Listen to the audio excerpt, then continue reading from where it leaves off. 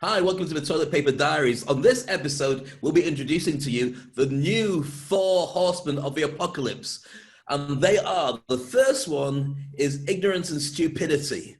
Right alongside him, you'll find death, and then disease. And the fourth one, to make sure it all comes together, is manipulation. How does this fit in on this week's news? You won't believe it, because we didn't, and that's why you've got to watch what comes next on the Toilet Paper Diaries.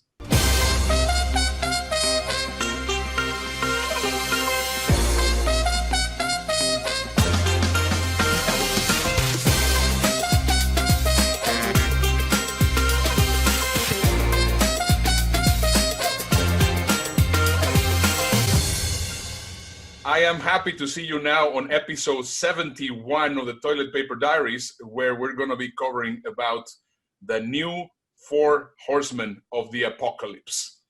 Absolutely. It's unbelievable. And the thing is, we're trying to work out whether the four horsemen of apocalypse applies to the whole year or just to this week.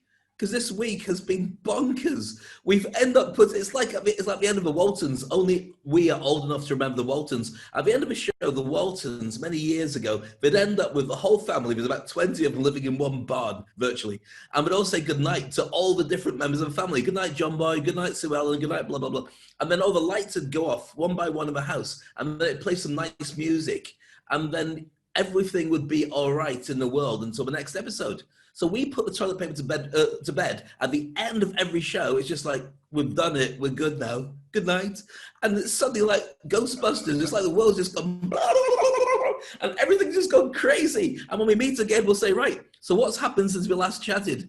The entire world's just erupted and the asteroid hasn't hit us yet. Oh, okay. Usual then. Yeah, it's insane. If I put into perspective all what we have done throughout these 71 episodes, I mean, we have done everything from music to companionship to help to therapy to education, you name it. But it seems to me that every day that we move along, it just becomes bonkers and even more bonkers and crazy and stupid. And I think what happened this week is just insane. So shall we just get started with some of the happenings of this week? So just possibly... I think the way to sum it up, it's bonkers on toast. Not just bonkers, on toast. And on fire is actually quite close to how it should be perceived, because all the stuff going on. In fact, now I think about it, we've got so much to go through. I don't know if we've actually talked much about the fire. We'll talk about that a little bit later on, because there's so much to go through. Right, where do you want to start, Ernesto? Because we've got about 8,000 things to fit into a 1 hour show. And we either go rapid speed or we just stick a pin in it. And if I stick a pin in there, I go, oh yeah, Roger Stone. Roger Stone deciding in an interview that this is how, if Trump loses the election, this is how we're going to fix it.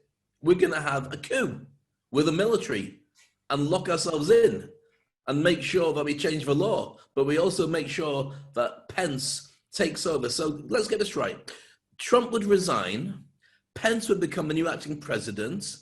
Pence would pardon officially Trump for everything that's going through the court and could come up in the future, and then they'd refuse to leave. Is that about right? Is that a bit close? Well, my question is, why is he getting on television on interviews? He should be on jail. I mean, he was on jail. He was pardoned. I mean, it's like unbelievable. I just find it absolutely crazy. It's like one of those superhero movies where a character dies, but then they come back again. And you just go, how does that happen? It never happens in real life. Yes, it does. It happens all the time. People get thrown in jail and they come back. People go down and they disappear and come back. And it's just like, okay, another character in the story. Yeah, Roger Stone, always an interesting one. Never bored with watching Roger Stone. I am appalled every time that I look at Facebook. Mainly Facebook. Facebook is really the one that drives me crazy. And I see all the hatred. I see all the attacks that are people doing against each other. I mean, there's a sense of divisiveness that really drives me crazy. And also, it's a matter of they have no idea what's going on in reality. And of course, I mean, one side attacks the other like saying you are the one which has no idea and you have to be awakened, and the other one says the other one that has to be awakened. But I think what I find very important are the facts, and I like that very much. I mean, we did one special show with we were talking about Kamala Harris, and it is very interesting, because right now, if we go even deeper into what's going on, we were talking about Alean Lichtman, and Alean Lichtman has been predicting the elections already for something like about 10 years, 10 elections, and it has been really very interesting. Now, he has a very specific formula.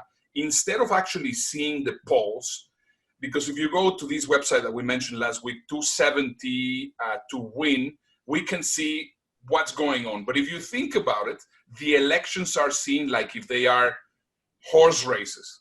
Don't you get that feeling, Dave? That, I mean, we start seeing, well, this one is going a little bit further, and then this one is moving this direction, and this one is going into this direction. I find that really weird. I feel like it's not a horse race. It's the hare and the tortoise, except for the hare has been substituted by another tortoise. So it's a tortoise versus the tortoise for 4 years. And all they've got to do is to get across the finishing line. And to be honest with you, as much as I love animals, I'd rather we just turn the tortoises upside down and let them just dangle themselves for a little while and go watch Netflix. Because Alean Lichtman's book is fascinating, the 13 Keys to the White House. And when he points out the things that are involved in it, he says that all the stuff we're watching with this horse race we're talking about has no relevance. No relevance whatsoever. And this is all the fun, and this is what the media have to do to keep the hype going. What actually happened was the damage was done beforehand, long before we actually sit down and debate it, which makes it an even longer tortoise race. Exactly. So you see all these people saying, well, you know, Biden is getting into dementia, and Trump is crazy. And you get all these things, and they say, guys, it doesn't matter. It doesn't matter. It's exactly the same thing as what happened in 2008. In 2008, because, of course, everybody was so upset with what has happened with George W. Bush. I mean, they could have put a cartoon character instead of Obama, and he would have won.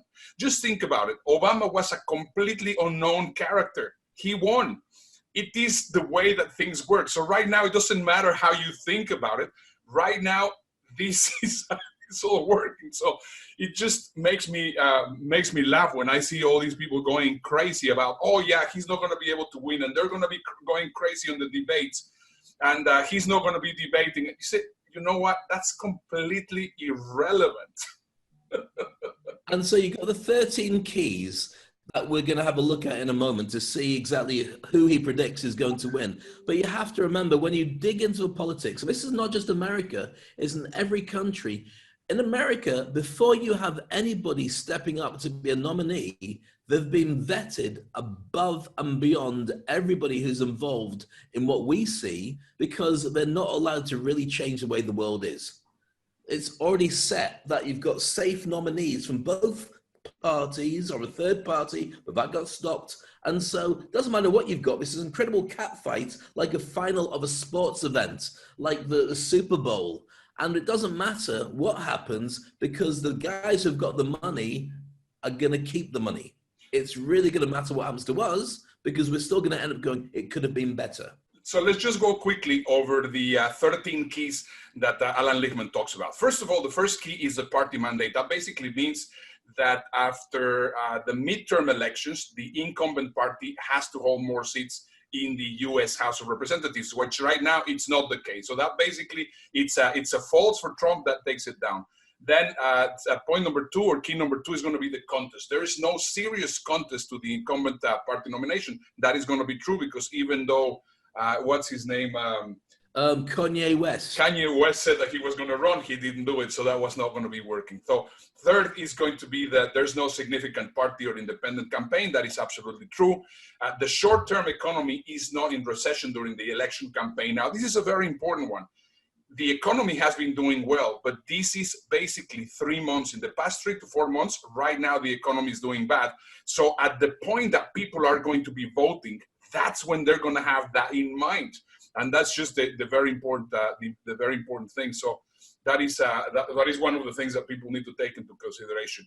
Policy change, yes, the incumbent has already done a lot of changes. I mean, since Obama got elected, and then Trump got elected, everything was changed. So that's, of course, goes through. Social unrest. Let me ask you, Dave, has there been any social unrest in the past 6 or 7 months? The social unrest has been so crazy, I've actually come out and said, I'm a black man. I never said that before, and I didn't really notice until what happened this year.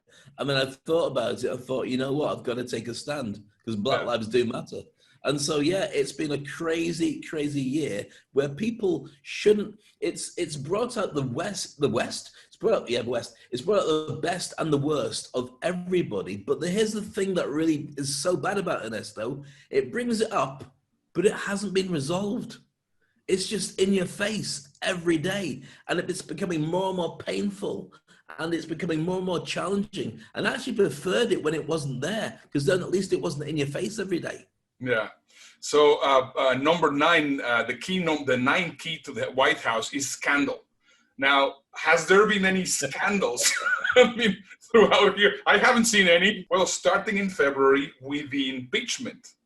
I mean, that possibly you forgot about it, but it would have been crazy. But there's been scandal after scandal after scandal. Now, key number 10 is foreign military failure. And that we have to give it to the incumbent, because, of course, it really hasn't had any failure. And key number 11 is a foreign or military success. Now, this is a very important one. We remember that possibly at the beginning, Trump announced that they were going to they killed General Soleimani in Egypt, in Iran. The funny thing is, they are trying to compare this one to Osama bin Laden. But the thing is, Osama bin Laden was a household name. Everybody knew about him. But this guy Soleimani nobody knew anything. So I don't really think that this would be actually a key for him. The incumbent party has charisma. And I think this is an interesting one because, yes, Trump is incredibly charismatic, but he only appeals to one group of the population. Do you think, Dave, that there's going to be people which don't really like Trump? Do you think that doesn't matter what he says, that they're actually going to say, oh, he's really charismatic, and they're going to go into his side? Or the other way around? I find it fascinating to address the charisma of Donald Trump. I find him to be incredibly charismatic. Super. As a speaker, I look at him and I look the way he comes on, and he's a game show host. And a game show host that's got into politics. And he does an incredible job of driving the entire global politics from the charm of being a TV personality. Yeah. But it's catching up with him now because that's obviously not enough substance. So it is for some people. But those who were on the bench or those who voted who were just saying, you know what, he's kind of interesting. Let's see where this goes. I think they're getting fatigue. And I think a lot of people, and we stay away from politics. All I'm saying is, as a non-American, I just want it to go quiet for a while. I'm happy not hearing about politics for 4 years or longer, if that's okay with everybody. That will be absolutely awesome. So yeah, he's incredibly charismatic, but once again, he only appeals to his base, only appeals to his specific people. It will not be something like Bill Clinton, for example, that it doesn't matter in which side of the aisle they went. They I do like him a little bit, and they might be some people which are going to be changing. So it is either you like Trump or you dislike Trump. There's no people in the middle, and that's a bit of an issue. And that, of course, goes into key number 13, which is the challenger has a lot of charisma. Now, I don't think that Biden is very charismatic. And of course, he's too old, and there's many, many things. But once again, we are in the exact same situation as we were in 2008, where there was a lot of people that were not happy with what was happening in the previous administration. And now what's going to happen? They can get as a candidate a cartoon character. They could put Barney as the candidate, and they're going to win. It's anybody but. And we are at exactly that same situation. So that's why I find it really sad all these things that you keep on seeing in Facebook, because right now we are at that point again. Can you imagine that, Ernesto? Can you imagine Barney as the incumbent president? Oh, today we got this thing clean up. Everybody start cleaning up America, clean up the world. And it'd be doing that. And the thing is, I mean, I hated Barney when my daughter used to watch it. And I used to look, there's a big fat guy in a suit. Nothing wrong with fat guys, nothing wrong with suits. But something sinister about the way that guy's hanging around those kids. Not going there, it just wasn't good. Now, I look at it and I just go, you know what? It can't be any worse than what we're having to deal with right now. I would rather that we didn't get Barney. I would be happy if we just got a broom with its hair hanging down in a corner, saying nothing, but doing nothing wrong. Well, this is exactly what we are getting. I mean, right now, they even call him hiding Biden, because of course he doesn't come out. And right now he doesn't even have to come out, because basically we are at the same exact position that we were in 2008, which of course now makes me even think about how crazy it all goes. I woke up this morning to watch on the BBC, for crying out loud.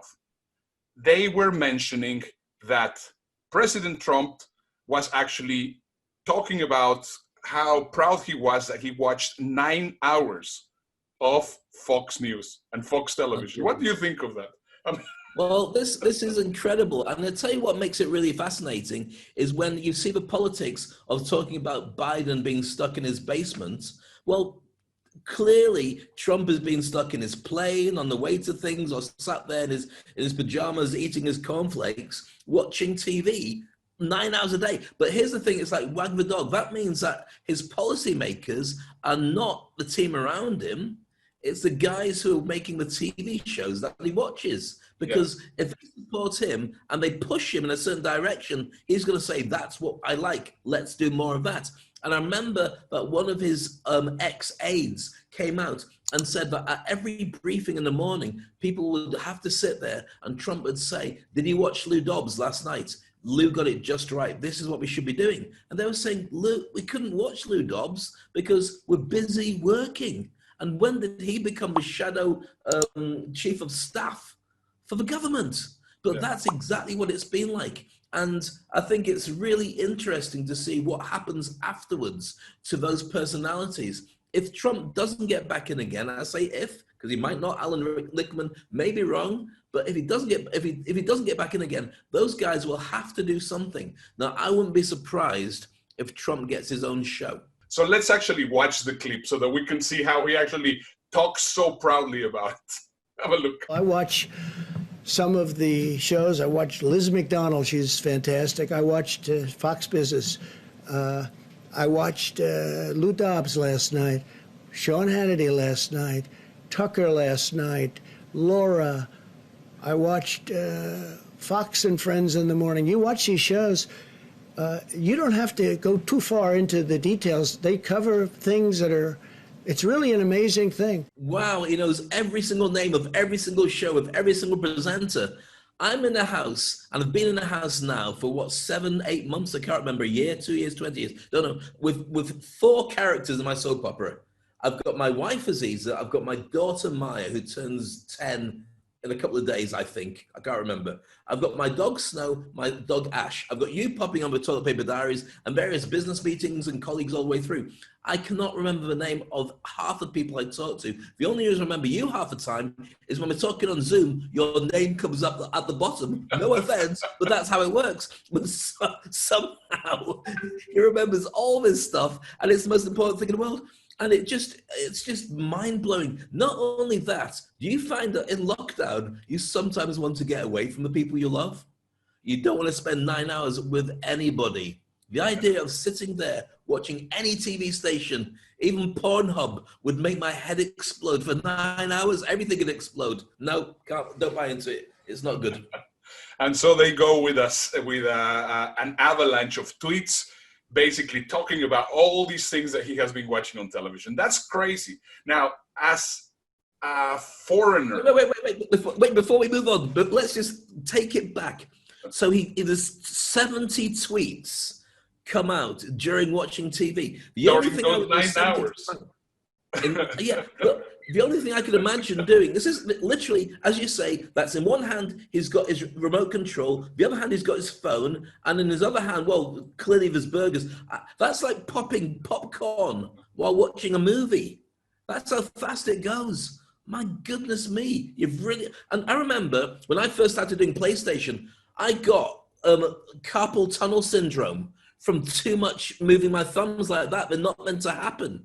You actually can get this lock on your hands, but he's evaded it. Has he? I don't know. Or maybe he's got somebody to press the buttons for him. As me as a foreigner, and you as also as a foreigner, you start seeing that this is going on.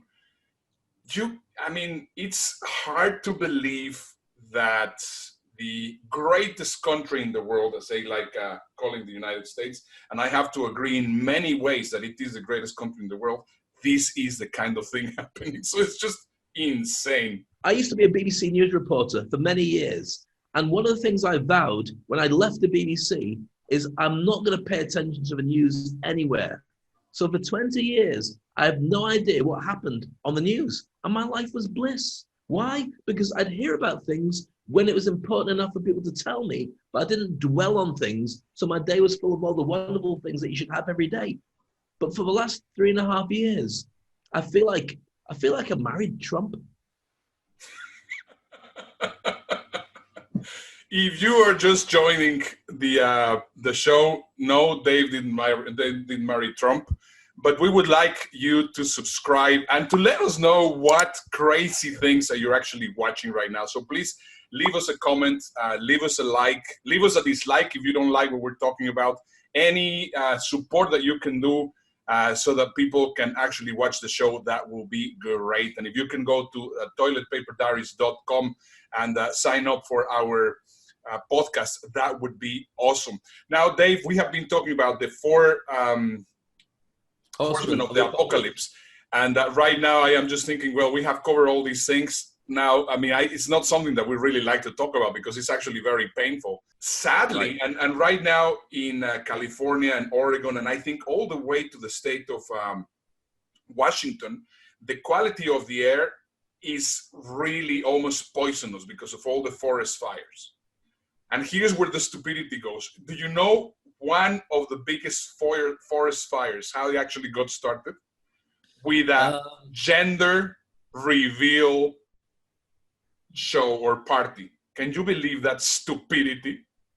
Gender reveal parties. That's one of the most incredibly stupid ways to start a global fire, or at least a huge forest fire.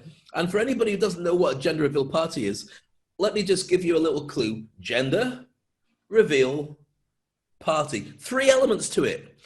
Are you going to find out at a party whether it's a boy or a girl? That's it. It should be relatively easy to work out. There's pink and there's blue. Now, pink and blue are the colors that generally people choose. Of course, we know that there should be a rainbow of colors because you've got I've got it now wrong. LGBTQ. Whatever it is. There you go. So you should have a load of rainbow colors and a load of interesting things. But what happens is the idea is you reveal whether it's a girl or a boy by doing something crazy like a YouTube type fad, and everyone sees it's pink or it's blue, and everyone claps and everyone drinks, everyone eats cake, and it's a done deal. But this has got out of hand. Do we have footage, Ernesto, of exactly what happened? Absolutely. Well, here's right now you're seeing here on stage exactly what, I mean, first of all, let's just have a look at what is going on with the gender reveal parties. And you can see some, I mean, these are some examples of the craziness. It's basically just to get it done. In fact, this one just right now here is in Dubai. It was the most expensive one. They got the Burj Khalifa to actually be illuminated in blue because they were saying that it was a boy. So this is exactly what you're seeing right now on screen.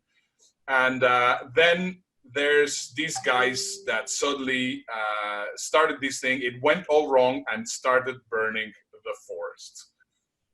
Now, the thing is, the lady who originally created the very first gender reveal party, about a couple of years ago, she's come out and said that she's actually against gender reveal parties. For a year, she's been disavowing gender reveal parties because they're not good. Now, you might say, from an innocent point of view, well, that doesn't matter if it's pink or it's blue, it's cute. And what she originally had was a cake. You cut the slice of cake out, and it was pink inside the cake, just to say it was a little girl she was going to have. But she realizes that there's so much gender politics involved in it, and people deciding, I don't want to have that, and I do want to have that. And it also puts the pressure on the kids to then become a man or become a woman, where they might want to not to be like that. They might play with different toys and so on. And it just became a really weird thing. So she said, look, it's not good for kids to have that kind of pressure. Just leave it. And in fact, it might be smarter that you do a gender reveal party when you find out they're going to get married. That way you'll know whether it's a pink or a blue, and that way everyone can celebrate and have fun together. But it's no real surprise. 1971, I am in Atlanta with my family, and I am seeing Richard Nixon resigning as president. After I think it was 1974, 1975, the movie All President Man's come out. I didn't see it until I was on my early teens. And I was very impressed about the whole thing. And I mean, I still remember this guy, Bernstein, and this other guy, Bob Woodward, I think his name was. Yep. And he was completely lost. Once again, as you were saying, it was one of those characters that you completely forgot about it. Suddenly this week, he completely becomes a protagonist. He's somebody that is really making news. Why? How did that happen, Dave? I mean, to explain it, you have to really look back in it. Now, remembering that All the President's Men was a really big political film that dealt with the Watergate scandal. And that's like one thing that brought down President Nixon. Now we have to look at a million things. And this is just 1 week, and it's crazy. And it's so unforgettable. It's so forgettable, All the President's Men. Good movie, but you can't remember which one was which. You know that one was Dustin Hoffman and one was Robert Redford.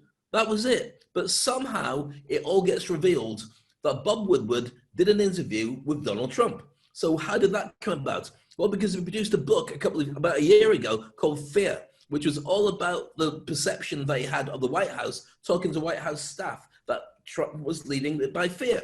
He said he wanted to talk to Trump. Nobody would let him do so. So this time Trump went and be offensive. I'd love to talk to you. I'd love to be in your book.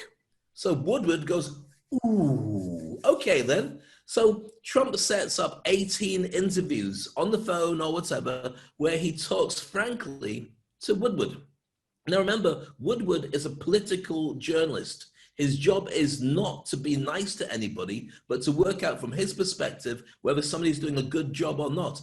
And that's not whether he likes somebody or not, it's whether they're doing a good job or not. So eventually the book comes out, and not only does it hit the fan, it reveals a number of different things, like the fact that Trump knew about COVID and how dangerous it was and lied to the American people.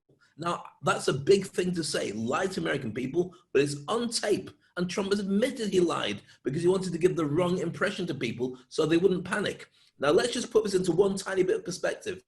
If we were talking about a guy who chills out and just says, you know what, guys, we're fine, that's fine.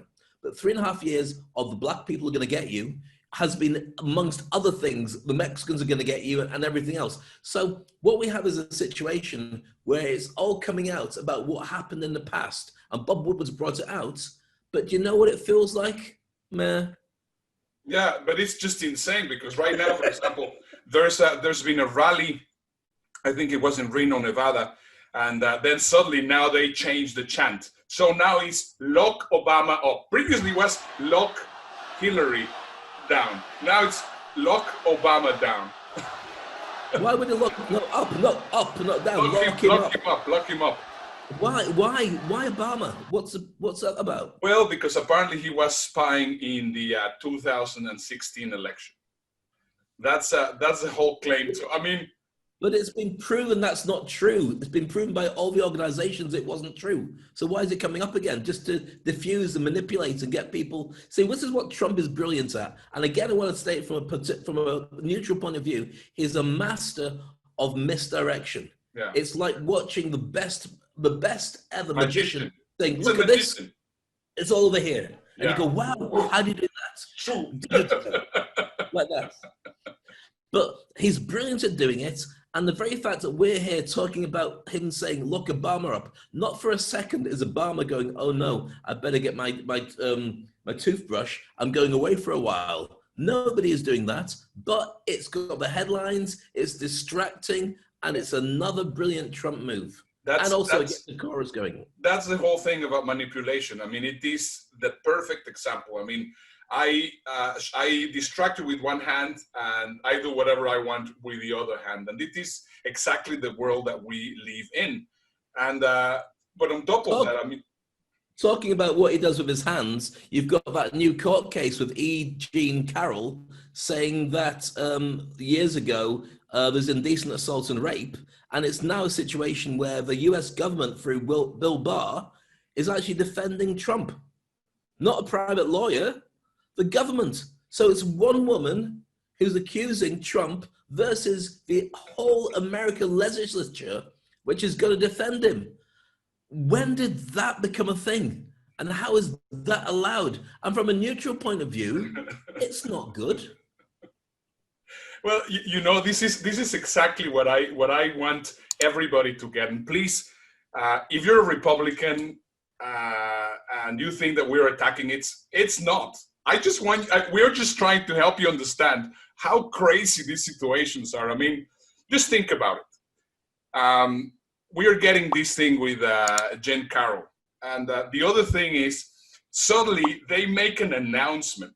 This is just how insane it is. They make an announcement that President Trump has been nominated for the Nobel Prize. Nobel Prize. But what do? Yeah. They put Nobel Prize instead of Nobel Prize. They made a big typo and they put it all over their social media campaign. I mean, it's just, you go like, can this actually be happening?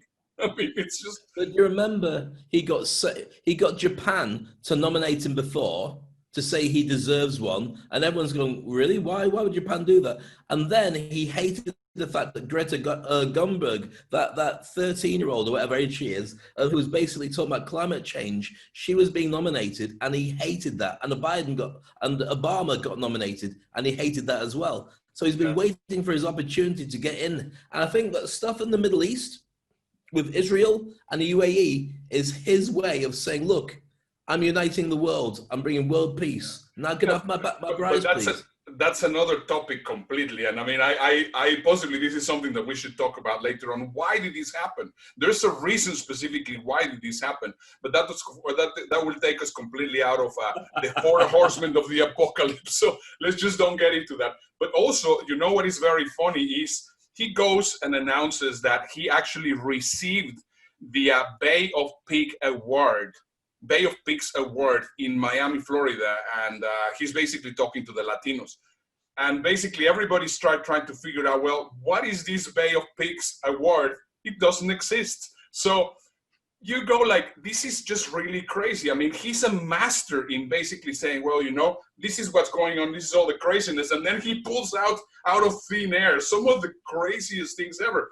I have to say that whatever happens, I mean, if he stays or he doesn't stay, if he stays, we're going to continue the Toilet Paper Diaries for a number of times, for a number of months and years possibly.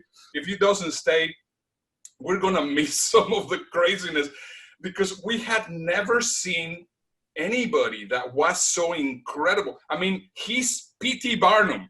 He's P.T. Barnum. If you think about it, that's exactly who he is. It's incredible. It's fantastic. Hey, talking about all this craziness, I mean, have you seen the movie The Social Dilemma? I watched it because our friend Christian Farioli sends a message in one of our groups of speakers saying you've got to watch this show. And it's a documentary all about the ex-decision makers from all the top tech companies. Some from Facebook, Google, WhatsApp, Twitter, you name it, they're all there. And the thing is, the first thing you recognize is they're all so young. They're all in their early 30s, late 20s. They're the tech decision makers. Then what you realize is they're there to kind of confess some things. And the thing that hit me most of all, I'm going to tell you in a moment. But I want to ask you first, Ernesto, what did you get from that show? Well, I'm not surprised. I definitely think that it is something that we are living in, and I think we have to be very aware that we are being used and we are using the whole thing. But I think the best thing that we can do is, if you do not know about it, let's just have a look at the trailer. I think you're going to enjoy it. Have a look. When you go to Google and type in climate change is, you're going to see different results depending on where you live and the particular things that Google knows about your interests. That's not by accident, that's a design technique. What I want people to know is that everything they're doing online is being watched, is being tracked. Every single action you take is carefully monitored and recorded. So there you are, you've got a taste of what it's all about. And you see all these big decision makers telling you about how they put their social media together. But one thing they're united in, and remember these guys are all up against each other from different social media houses, is they are now the biggest companies on the planet. They're now bigger than any one country because they span across so many other countries with their influence and the people who are slaves to them. They have all the data that you could ever want. I mean, remember when Google Plus first came out as a social media thing? We all signed up, then it disappeared. We went, that was rubbish. And Google went, yeah, we only wanted you to sign up so we could get your profiles, so we could work on your stuff. What I found fascinating about that show is one line, which is that the social media platform is not the product. We are. Crazy. We are the products that they're manipulating. They make sure that at every stage, our emotions are manipulated. If we're checking in on Facebook to find out about an old friend or an old girlfriend, an advert will pop up to tell us about joining Tinder or Grindr or whatever your favorite persuasion could be. All the way through, the algorithms are there to force you to feel good, to feel bad, but to stay on. Because while you're on, the advertisers and sponsors can get stuck in to share their stuff with you. And so what I found incredible is when they asked all the guys, every single one, would you let your kids go on social media? They all said no. Please let us know what you think about this film, because we really think it was really absolutely crazy. And yeah, talking about shows, I have some very good news for everybody. And Dave, I mean, we were grinning and we were smiling like crazy this week also, because the Toilet Paper Diaries was actually right now compared to one of the top shows in Spotify and in iTunes and everything, which is called Crime Junkies. I think it is. It's a very interesting show, which normally it's at the very high part of the rankings, and I think it's really great. Shall we just show a little bit of how they're talking about it, Dave? T with G, the review coming up now. All right. Let me just tell you that this show is so funny and it's so fun to listen to. So if you're ever doing a co-hosted podcast, you should definitely listen to their show, because the banter they have with each other is just so perfect. Like they don't even have to bring on other guests, because it's literally just them telling stories to each other, stories they hear in the news, stories people share. Like they repeat it to each other, and it's so conversational. So I'm not sure if you guys heard about the show Crime Junkie. But it's these two women, Ashley Flowers and Britt, and they're two girlfriends, and they just chat about true crime stories. And like, it's so good, and it's like a really famous podcast, and I really like the banter of those two. These guys have better banter. So there you go. We've validated the hard work we've put in lockdown, sharing our thoughts, our ideas, our jokes, and our tragedies with everybody is now being recognized. But it's funny to laugh at the Mexican guy and the Black British guy talking about how boring their lives are. But it doesn't matter. That's a good thing. It shows that people are buying into it. And it took us, how long have we been doing this show for, Ernesto? 71 episodes. We are over 7 months doing this. Wow, 7 months. Oh my goodness. If you look back at the original pictures of us, my hair wasn't this grey. I've turned into Morgan Freeman. At least at the very worst, I was Milli Vanilli when we first began. And you had an afro for a period of time. That's right. And now it's gone down. You got this new thing going on where I'm not sure who you look like, but you look very cool. I was thin. Right now, I look like one of those characters in the cartoon with the humongous heads. I'll tell you who you're turning into. Roger Whittaker. Do you know Roger Whittaker? No. Google Roger Whittaker. When we do this next, you'll turn around to me and you'll say, "Ah, that's Roger Whittaker. He's a very famous singer. Maybe in the UK. I thought he was American, but clearly not enough." When you see Roger, you'll say, "Oh my goodness, that's just insane." And just another very interesting thing, which I think everybody, because we have been doing it, and today yesterday we had a conversation with some of our speakers. I mean, they were saying, "Well, can we see the results of what you have been doing?" I mean, we have been getting incredible results. I mean, we have people calling us. They are coming to us to where, how are you doing the show? And can we bring you into our company? And I mean, we are really becoming incredibly relevant with doing the show. And I really understood something which I think is very important. I mean, Gordon Ramsay, I mean, you possibly are familiar with him. Of course, Dave, I know that you're familiar with him. But if you're not familiar with him, he's the guy from Hell's Kitchen. And he also got into lockdown. And suddenly he said, "Well, I think it is, I have no clue what I'm going to be doing." And then the kids said to him, "Well, why don't we do a family cooking show from our house in YouTube?" And then they took their passion online with YouTube. Have a look at this short interview that he had with somebody from Google to see what he says about the importance of becoming virtual and also going online with YouTube, because we are talking about social networks like Facebook, like Instagram, like LinkedIn. YouTube is not a social network. It's a broadcasting company. And the moment that you understand that you can have the power of knowing how to broadcast yourself, which is actually the slogan from YouTube, the power is immense. It's incredibly powerful. So let's just have a look, and then we'll bring back, we will talk about it a little bit more. The pressure on a chef today is far greater than ever before. And you're not just a chef now, you're a marketing tool. And if there's one great tool, in my business, it has to be YouTube, because that's a great way of instantly marketing the product, the chef, the restaurant, the brand. In this episode of The Update, I talk with one of the biggest chefs on YouTube, Gordon Ramsay, about how to develop a business strategy centered around video. So Gordon, tell us about your journey on YouTube. What was your experience making your first video? The first foray onto the platform was extraordinary because it was very cleverly sort of put together videos of sort of mishaps in restaurants from kitchen nightmares, whether it was a mouse in the toaster or bloody moldy food. All of a sudden this thing started gaining traction. And then customers were telling me, "Hey, I love your YouTube videos." There's no denying that our world is changing. Can you tell me a bit about the changes you and the team have made? Yeah.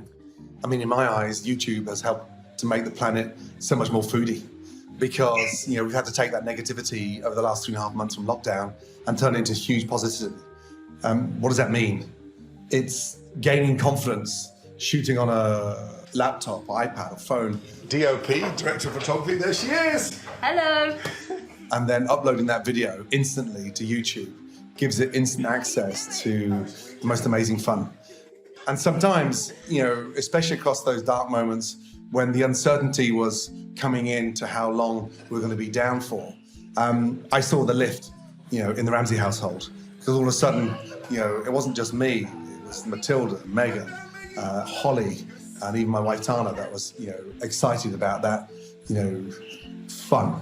And so YouTube gave that platform for a lot of home-style cooking to take place, not edited, and even leaving some of the mistakes in there. That's what made it so real and so much more tangible.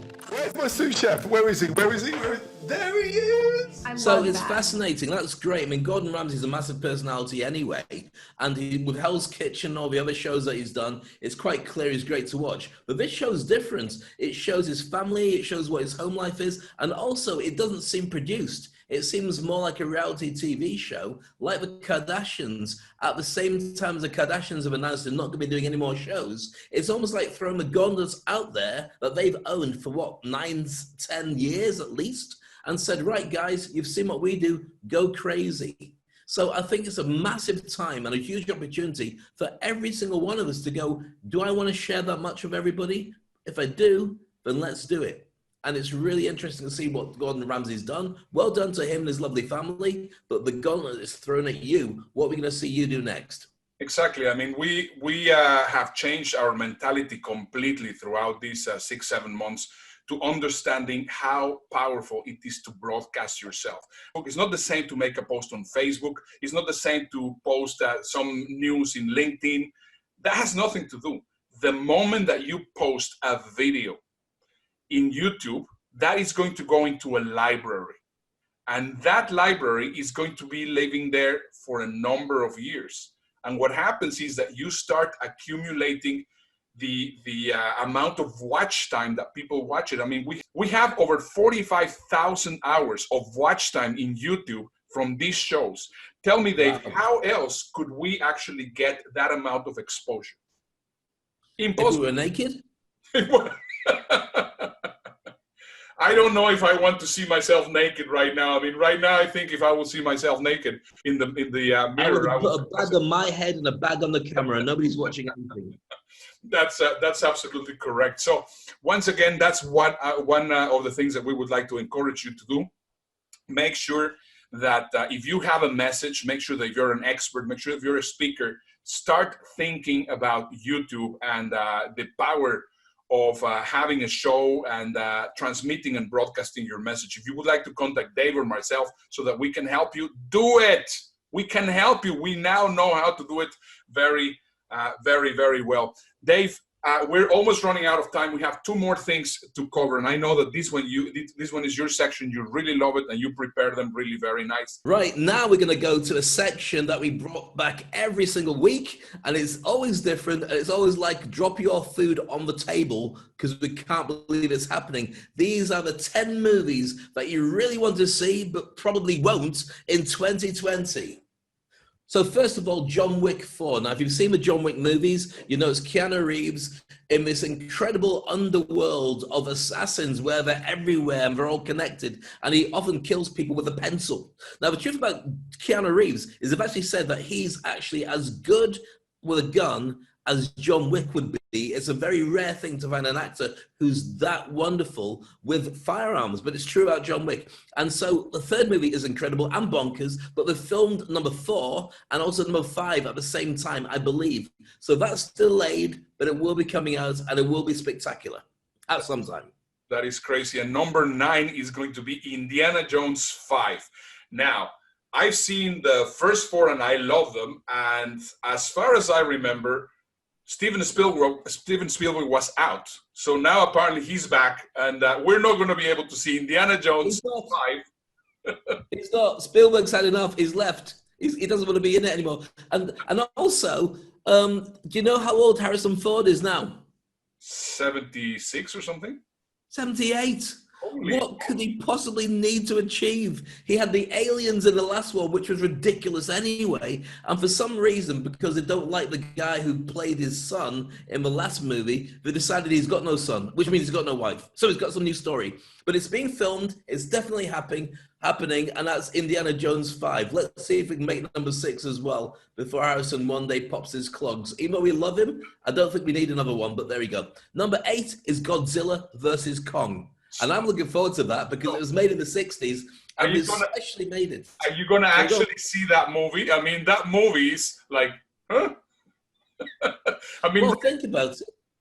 They've reset Godzilla as a new set of movies, new franchise. They've also done Kong Island to make the new King Kong, this massive, huge, mountain-sized Kong, deliberately so he could go up against Godzilla in a future movie. You know why I would not like this? I would like to watch this movie right now, because right now with the craziness of this year, every time it thunders, I always think it might be Godzilla there. So I am afraid. You know what? He could easily be one of the horsemen of the apocalypse. We've got stupidity, we've got death, we've got disease, and Godzilla.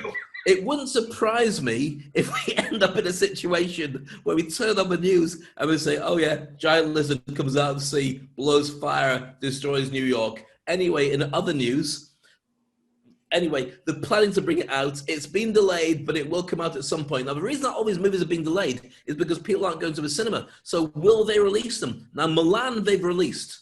Because at long last, we just said we've got to get it out there. So Disney did it just to test the waters to see if it can make revenue on a streaming service. But they're still holding back and everything else. Do you want to say number 7? Yeah, Fast and Furious. No. Don't ask me how. But I know they will. And it's going to have The Rock in it. And it's going to have Vin Diesel. And the only person who's not coming back, apparently, is Jason Statham. But he will next time. So it's going to be bonkers. Can't wait. Bonkers on toast. All right, number 6 is Wonder Woman 1984. Now, I've been looking forward to this because I've seen the trailer for so many times. But finally, it's going to come out. And the idea is, and again, a character comes back, which is Steve Trevor, her boyfriend, who died in World War II, somehow pops up again. Don't ask me how. This is a true story. And it's going to be apparently released for Christmas. So you'll have to wait a little bit longer. But in lockdown, every day just merges into the next day anyway. So it's coming out tomorrow. Here's a question. Gal Gadot, Linda Carter. Gal Gadot or Linda Carter? Well, I would have to say, if you want to make it fair, why don't you go Gal Gadot, Linda Carter in her prime? She's about 80 now. Otherwise, it's a straight win. But I never fancied Linda Carter. I always did. I never fancied Linda Carter. You know who I was in love with that I wanted to marry? Kate Jackson from Charlie's Angels. Yeah, Sabrina. For me, my dream girl when I was my poster girl was Jacqueline Smith. Jacqueline Smith. Oh my! Very nice. What a lady. I had that poster of Farrah Fawcett Majors in the red swimsuit on my wall, and it was my girlfriend when I was about 9. So there we go. And as you can see, it worked out. I kept the hair, nothing else. Number 5? Number 5, and that one I think is one of my super favorite. I mean, that inspired me to get my pilot license, and I always loved it. And I think it's very cool that it's going to be a sequel, and that's going to be Top Gun. And that's really a pity that because of all this craziness, we have not been able to see that one. Top Gun Maverick with Tom Cruise coming back again, and he's still at the same army base or on the same aircraft carrier, and he never left. Sorry? And he looks the same. Oh my God. We're talking about a film that was only 1984, and he still looks the same. It just beats. It probably looks younger when it comes to him running and jumping off buildings as well. But I was a huge fan of the first movie until I watched it a couple of times, and then it just becomes so iconic you can't take your eyes off it. And it was a massive success for driving people to join the Navy and the armed forces as well. Number 4, talking about that Black Widow starring Scarlett Johansson. She's a character, if you remember from the Avengers, a female character with red hair. She's a Russian spy assassin. And if you watched Endgame, she disappears in Endgame. But this is a prequel to how she got there in the first place. And if you know anything about Marvel movies and the different gauntlets and the time changes, she could well come back at the end of this movie. Now, this has been sitting there for a very long time. And one of the reasons that people wanted it to be released is because Gal Gadot starring Wonder Woman was a milestone of having a female superhero lead. Since then, we've had Captain Marvel, which was, in my opinion, a great movie as well. But Black Widow was the one that they said they wanted to have, but the coronavirus locked it in, so it couldn't get released to the cinemas. Hopefully, we'll see that coming out soon. What's up next? Number 3, The Batman. And I think it's now actually interesting that they put The Batman just to distinguish it from the other Batman movies. And I always love the Batman movies. I'm not too much into superheroes, but all the Batman movies I've always enjoyed, in each and every single one of them. And I will not go into deciding who's going to be better, because if not, we're going to stay here forever. So let's move to number 2. Number 2 is No Time to Die, which is a brand new James Bond movie. It's the one where Daniel Craig has turned around and said, I'm not doing another movie. Mind you, he said that last time as well. So he now is no longer 007. Instead, there's another person playing 007, and you get a real surprise when you see exactly who it is. But there's something about these Bond movies that you just can't ignore. They're just really well polished. They're crazy. And there's something about Daniel Craig that even now he's getting a bit old. You wouldn't want to meet him in a dark alley because he'd probably bite your head off and spit the pips out and not even notice the rest of you existed. But that has got to be released at some point, and when it does, I'll be sitting in the front row in my hazmat suit in the cinema waiting to see it. That's and number one? Number one is the Smurfs 2. Avatar 2. Same. Same, but different, as they will say in India. Hey, I loved Avatar. I thought it was a great movie. But there's also a ton of other ones that you didn't mention. I mean, it was The Matrix 4. I don't know if I'm going to see it because The Matrix one is fantastic. The other two, I hated them. They were absolutely crazy. Then there's another one from Thor. What other ones do you know that are not there? Ghostbusters. Well, no, for a start, they weren't in any particular order. We started Avatar 2 was number 2, but I mean, they got a Matrix 4, they got Thor, where actually it's going to be his girlfriend who becomes Thor. Doctor Strange in the multiverse, going back and going through all the different timelines, and then there we got a load of cameos, maybe even Wolverine popping up in that. See, the thing is, we got all these superhero movies like Spider-Man, and we got Uncharted, and we got Ghostbusters, which is bringing back some of the original Ghostbusters, including Bill Murray. But right now, superhero movies are like Westerns were in the 60s. They are the go-to movie that everyone kind of likes. All the science fiction movies were in the 70s and 80s. You've got Venom 2, you've got the Eternals, and you've got Morbius, but you've also got Jackass 4. That's what I'm looking forward to. I never thought I'd miss a world with Jackass in it. And coronavirus has stopped a lot of the filming, but they're bringing back all the old guys to set their bums on fire, or to shave their heads when they're not looking, or to fight sharks, or whatever it is. And I can't wait to see it. I didn't like everything they've done, but it would make me feel happier. You know one of the films I watch which brings all that back? Bill and Ted Face the Music.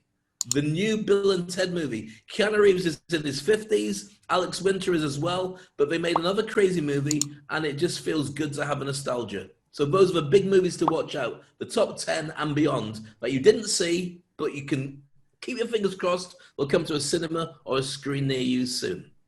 That's awesome.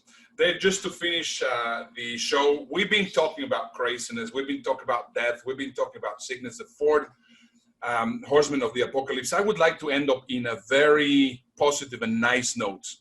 And one of the very nice comments that we got from T with G was that they love the music in the Toilet Paper Diaries. We haven't really had any music in the Toilet Paper Diaries for a while. So what I thought it would be very nice is to bring one specific singer. I like to see some of the people that have been really thriving after the pandemic. And I found this girl, Anne Reburn. And I thought that she was fantastic. And she is not only a great singer, she has a great song, but she also has a activism message. Clones, assemble!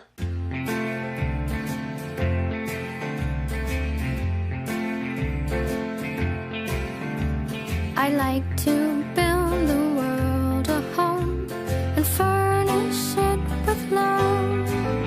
Grow apple trees and honey bees and snow white turtle doves.